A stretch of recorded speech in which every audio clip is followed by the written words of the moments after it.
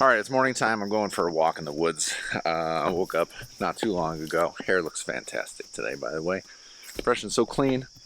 And I want to ask you a question. What is your unfair advantage? You want to start a farmer homestead. You're looking to make a business out of it, make some money, or maybe replace your day job, maybe not. What is your unfair advantage? How are you getting into this with something that other people don't have? Is it your intellect?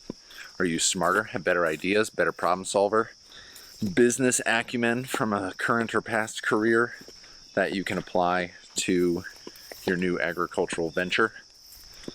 Is it that you have rich relatives who want to give you some money? Whether it's inheritance, a gift, a loan, they want to become invested in the business because they see the value in what you're trying to do. You successfully sold them on that. Is it an inheritance like property or stuff? Is there stuff that you got? Sorry, I'm walking through the swamp. Up, up, up! We'll call the dog in.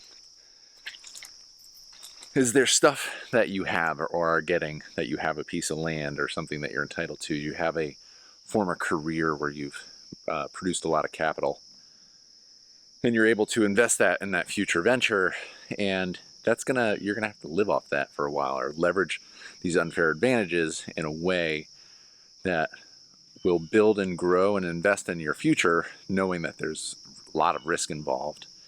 And your goal is to create something sustainable that you may not need that unfair advantage, or you've properly leveraged that unfair advantage to this point. Whatever it is, everyone's got one. Everyone's got something, some arrow in their quiver that is helping them out, and that is okay. And as small business owners, entrepreneurs, normalizing the conversation around that helps further our conversation.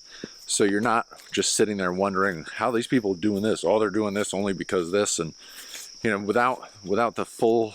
I know that was a bunch of sentence fragments. So the conversations in my head that I've heard before is they're only able to farm because they have a rich uncle, or they inherited all their property, or they're only able to do this because of X, Y, or Z. Or how are they doing this? I have no idea. They seem to be successful. I have these advantages and I'm still failing.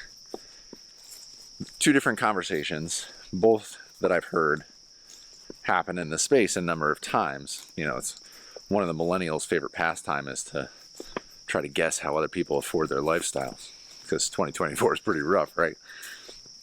And as you develop trusted friends and partners in the space, getting to a comfortable space where you can talk about your unfair advantages in a way where you put your egos aside. You don't have to be jealous of each other. It doesn't matter. We're all working towards the same goal.